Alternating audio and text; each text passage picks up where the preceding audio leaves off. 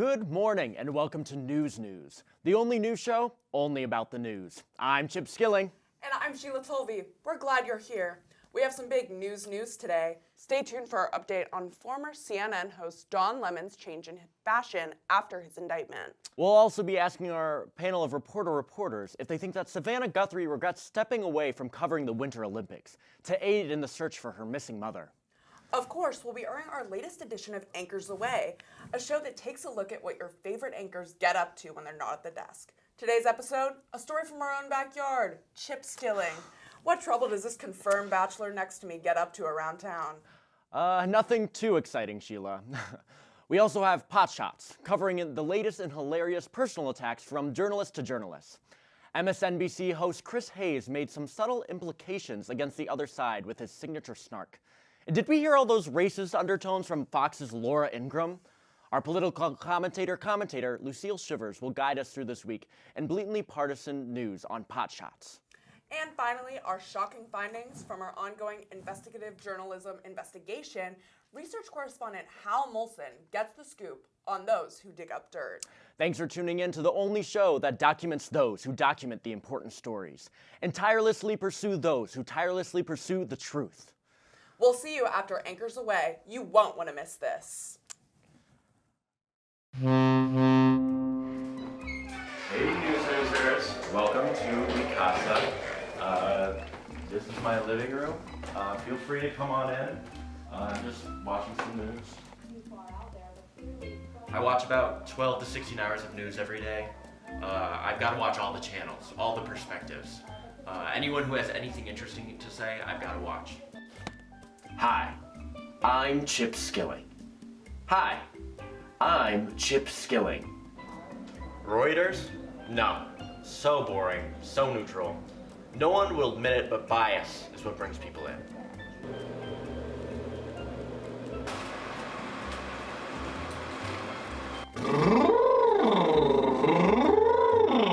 Gotta practice for the show. Red leather, yellow leather. Red leather, yellow leather. You have to keep your face muscles toned and taut if you want to stay on air.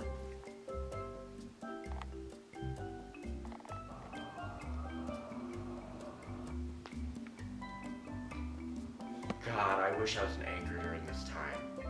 No one will admit it, but this helped a lot of people's careers. My favorite? Walter Cronkite is the GOAT. Mike Wallace is probably the best interviewer out there. But Katie Couric, she's the reason I'm here today. I mean, her subtle movements, the way she takes control of every program that she's on is just, I get chills every time I watch her.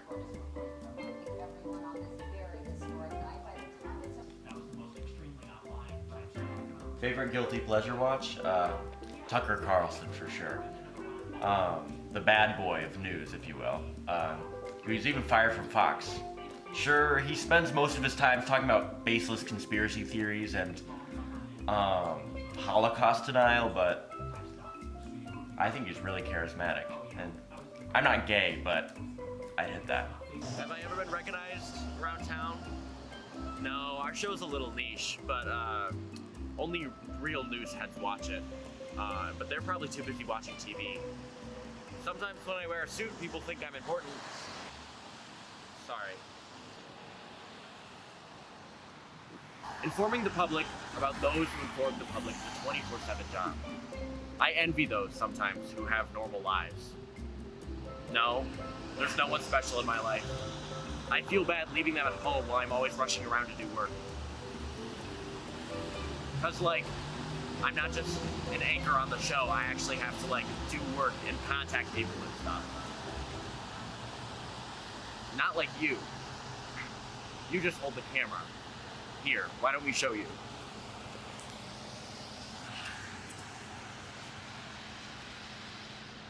Alright, dude. Well, that's a day in the life of your humble news anchor, Chip Skilling. Thanks to everyone at the headquarters of News News. For those at home who don't know, we're a tight-knit family, and we love bringing you the news about news. Guess you're stuck with me, viewer, because in a few seconds, we'll be back with my good friend, Sheila. Bye. Let's dock our boats after that one. Wow, Chip, Intriguing, really. Thanks, Sheila. Yeah, Chip, not a care in that world of yours. You've probably been seeing Don Lemon in the news recently. Not reporting it, but becoming it. The charismatic former CNN anchor has been arrested for covering anti-ICE stories and protests. He recently had a hearing after being indicted, yada, yada, yada. Yeah, Sheila, you're kind of getting off topic here. We're not too interested in discussing this politically motivated use of the DOJ to silence journalism because there's something these other reporters are missing. Are you seeing that, Chip? I can barely see anything, Sheila. It's just so bright. Those in a dark room, brace yourselves for what's about to grace your screens.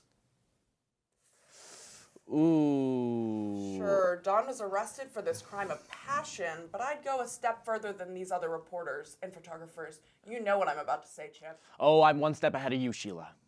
Point blank, this was a crime of fashion. A classic crime of fashion here. Felony, not misdemeanor. I mean, seriously, look at that. He spent a night in jail, and this was his first outfit as a free man?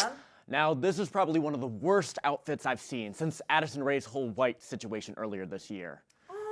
Okay, Chip. Hold on there. Not sure I agree with you on that one. People need to stop isolating her vocals online, and fame as a gun is actually a lot deeper than they say. The dress is not the problem. Her haters are. Okay, Sheila, we can agree to disagree there. Besides, we had this debate already on our segment, Win Tour Advisory, where we cover the latest coverage in fashion journalism and police, the fashion police. New edition next week. And by the way, I think I won that debate, but that's for you to decide. In regard to Dawn's dunder-headed drapery, News is proud to brag that we got to the story before E and TMZ. I think that might be a record for us. Rest assured, avid news watchers, if there's a scoop on any news person from anchor to journalist, we'll be sure to get it in front of you. Early for us, but not for Don, who's usually the first to cover the important topics. However, let's not forget the one time he was late to the party, his Halloween costume. Ooh, what is he, Count Dracula? The 1950s called, but they don't want their outfit back. They just want you to go back to Transylvania, Dawn. Bit roasting aside, we will do all we can for you to report on the reporting of this lawsuit about reporting. It could be a landmark case in the history of journalism, and we'll be keeping a close eye on how it unfolds. Though hopefully we will fold up that shining three-piece suit forever. Absolutely. We're in total agreement there for once, Chip.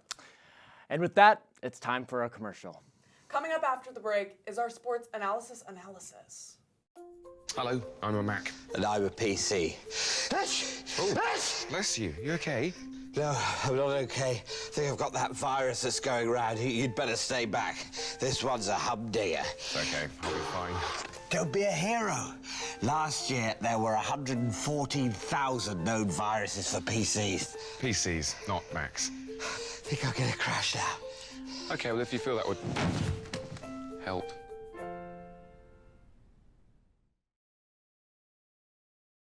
Welcome back. Thanks for sticking around. With the recent heavy uptick in sports-related gambling addictions, one of the most important parts of any news show worth their airtime is the sports segment. Many now look to their favorite reporters for any hope of placing bets wisely. All this being said, we feel it's important to take a look at those who take a look at the world of sports. We ask you now to welcome our sports analysts. I'm expecting some takes hotter from them than David Muir. Let's hope they're not colder than Nancy Guthrie. Too far, Chip.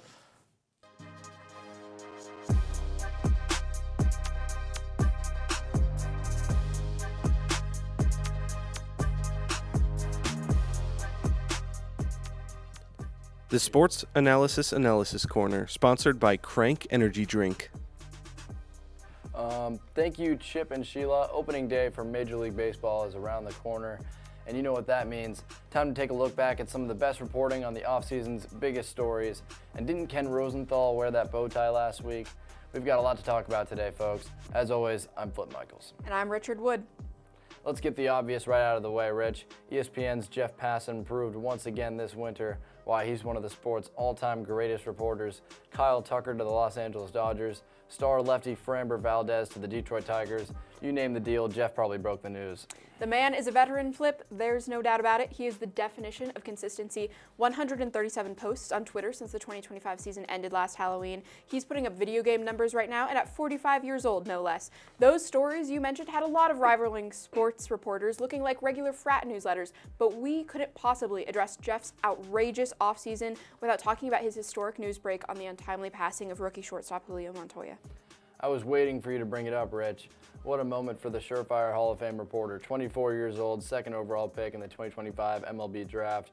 Julio Montoya will go down as one of the sport's biggest what-ifs. I'd like to think Passan felt a pretty big chip on his shoulder after that bombshell tweet on the infielder's gruesome death. I couldn't have tweeted that story any faster if I T-boned my 18-wheeler into that kid's BMW myself, Flip. Few men could, Rich. Well, it's a day ending in Y, so you know what that means. Sports reactionary Stephen A. Smith is under hot water for his controversial takes on ever-pressing matters. His most recent assertion, that Plankton from SpongeBob would win in a fight with Phineas and Ferb's Dr. Doofenshmirtz. Rich? I gotta say, he's the bad boy of sports media, and absolutely no one is doing it like him. But to make the claim that Plankton has the innovative resolve to outbuild Dr. Doofenshmirtz in an ultimate contest of wills, outlandish. This remark is just another reminder to take a big grain of salt when listening to commentary from the man who said he's dropping tilted towers over Greasy Grove. I'm taking Dr. Doofenshmirtz in 5. In Stephen A.'s defense, Rich, hasn't Plankton historically gotten far closer to achieving his goals of acquiring the Krabby Patty secret formula than Dr. Doofenshmirtz has to conquering Danville? And we all, of course, remember when Plankton brainwashed the entirety of Bikini Bottom to eat at the Chum Bucket in the SpongeBob SquarePants movie. You should hear yourself right now, Flip. Anyone who's seen a single episode of Phineas and Ferb could tell you it's the tri-state area Dr. Doofenshmirtz is after, not some measly underwater city of invertebrates. He brainwashed King Neptune himself, Rich. As far as I'm concerned, the real King Neptune made his debut in episode 118 when he challenged SpongeBob to a fry cook cook-off at the Poseidome. The King Neptune from the movie, frankly, I'm not moved. Ball's back in your court, Stephen A. Well, you can't be too surprised at his remarks after all. There's a reason the man is one of the most accomplished and well-known sports reporters on the air, so long as he's not actually talking about sports in any capacity. With sports analysis, we're Flip Michaels and Richard Wood, signing off.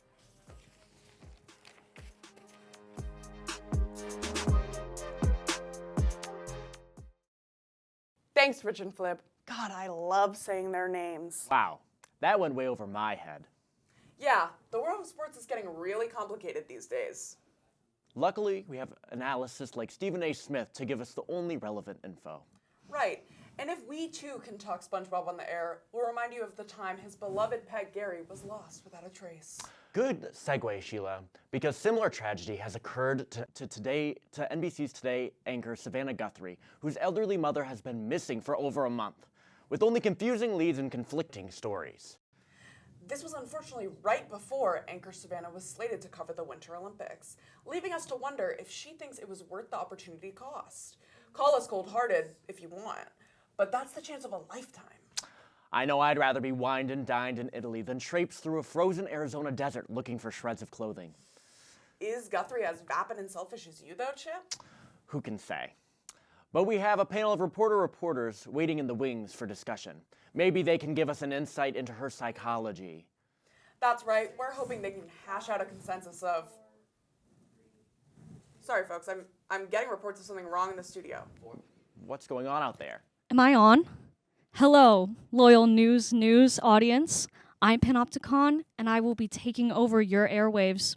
Don't worry, there's nothing wrong with your precious TV set, but let it be known you are now enjoying a special report from the News. The only news show, only about the news show, only about the news. Come inside. We're going to give a surprise to the News. Look, it's the lovely crew here who toil away for the lovely anchors behind me. Hi, Chip. Hi, Sheila. What's wrong? Cat got your mic? You know, that's right. I'm in charge. Now, the News might be the only news show only about the news, but we have the gall to go one step further. We document those who document. We tirelessly pursue those who tirelessly pursue. We are the News. Hey, Chip. That Anchors Away segment was really nice. Really got up to some really nautical name. Too bad you're so naughty. We've done some research and we'd love to share what we found with your fans. I've got something. I hold in my hand the truth, my captive audience, a true look at what your favorite anchor gets up to when they're not in the studio. What's wrong? It's a special report.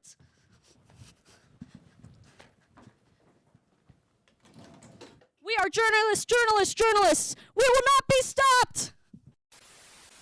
Are we rolling? Good. This is a news special report. If all goes well tomorrow,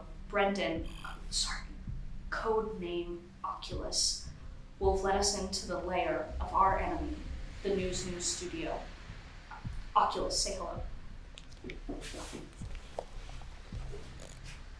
Right, that's enough. Come on.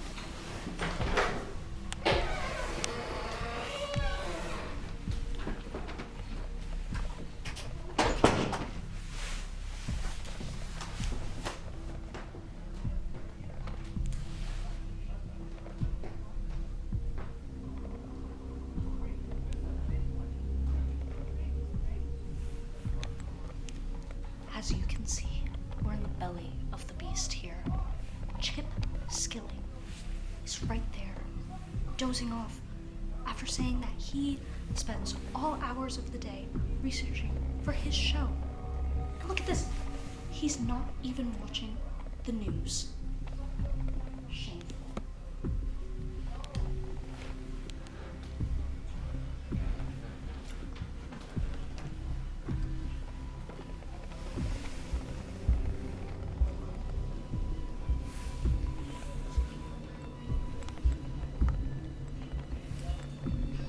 You got the extractor?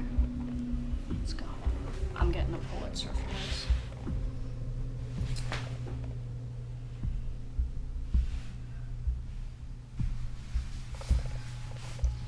Okay. Bad news. One more attempt and we're locked out.